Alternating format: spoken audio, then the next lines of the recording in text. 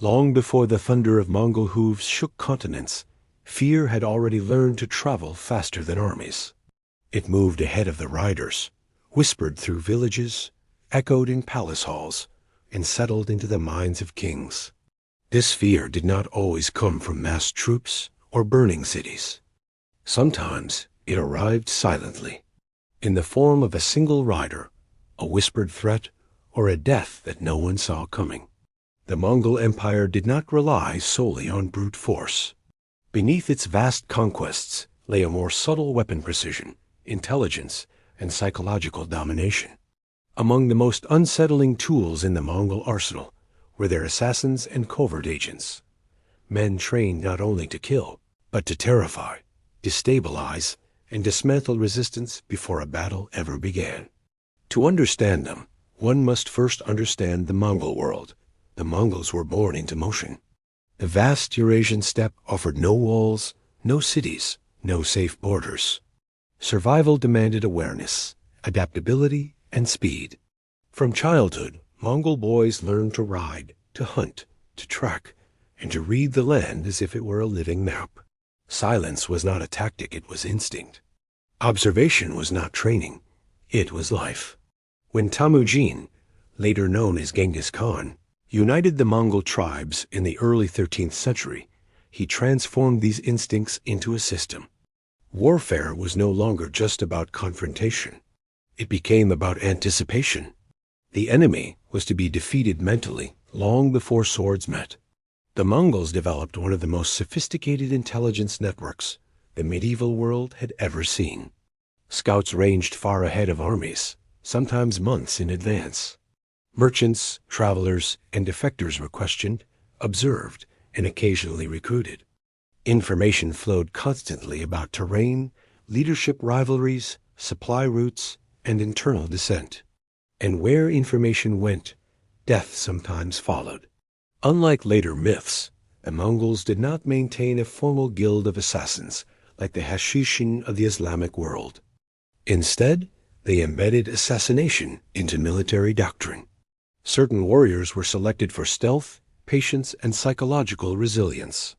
These men were sent deep into enemy territory with a single goal: remove the keystone. A governor, a general, a rival Khan, a rebellious noble. Sometimes the act was swift and public. Other times it was quiet, deniable, and terrifyingly ambiguous. One of the Mongols' greatest strengths was their use of terror as strategy. Cities that resisted were destroyed. Cities that surrendered were spared. Word traveled quickly. But before armies even arrived, Mongol agents often appeared, first delivering ultimatums, gathering intelligence, or ensuring that resistance collapsed from within. There are accounts of Mongol envoys entering cities with a message that was simple and chilling: surrender or face annihilation. When these envoys were killed, as happened famously in Khwarezm, the response was not merely military. It was personal. The Mongols hunted down those responsible with relentless precision, eliminating leaders and spreading fear so absolute that entire regions capitulated without a fight. Assassination, for the Mongols, was not dishonorable. It was efficient. During the conquest of Central Asia, Mongol agents infiltrated cities disguised as refugees, traders, or laborers. They mapped defenses, identified weak points, and sometimes eliminated key figures under cover of night. A gate left unguarded, a commander found dead in his quarters. Panic followed. Fear did the rest. In China, Persia, and the Islamic world, rumors spread of Mongol killers who could pass unseen, strike without warning, and vanish into the steppe. Whether every story was true mattered little. The belief itself became a weapon. Leaders began sleeping in guarded chambers. Councils met in secrecy. Trust eroded. And in that atmosphere, resistance weakened. Even within the Mongol Empire, assassination played a role. Power struggles among princes and generals were often resolved quietly. A rival might fall ill suddenly. A commander might die during a hunt. These acts preserved unity, or at least delayed fracture. Yet Mongol assassination was rarely chaotic. Genghis Khan enforced strict discipline. Unauthorized killings were punished. Targets were chosen for strategic impact, not revenge. Violence was controlled, calculated, and purposeful. One of the most feared aspects of Mongol covert warfare was their psychological follow-through. If a threat was made, it was fulfilled. If a warning was ignored, consequences followed swiftly. Survivors were left to tell the story. This consistency built a reputation more powerful than any blade. By the mid-13th century, the Mongol Empire stretched from Korea to Eastern Europe. It ruled through fear, yes, but also through order. Assassins were not instruments of chaos, but of stability, ensuring that rebellion never found time to grow.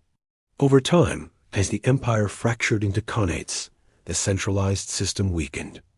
Assassination became more common, but less disciplined. The weapon that once enforced unity now contributed to division. Still, the legacy endured. The Mongols proved that power was not only measured in numbers, but in perception. That wars could be won before they began. That silence could be louder than armies. Their assassins were not shadows in the dark by accident. They were the embodiment of a worldview forged on open plains, where awareness meant survival and hesitation meant death. Today, centuries later, the image of the Mongol warrior still carries that quiet menace. Not merely because of conquest, but because of how that conquest was achieved. Through speed, through intelligence, through fear carefully placed in the right mind at the right time. And so, when we speak of the Mongol assassins, we are not speaking only of killers. We are speaking of a system one that understood that the greatest battlefield is not land or stone, but the human mind. And once conquered, it rarely recovers. Thanks you for watching. If you enjoyed this video, don't forget to hit that like button, share it with your friends, and of course, subscribe to the channel for more amazing content.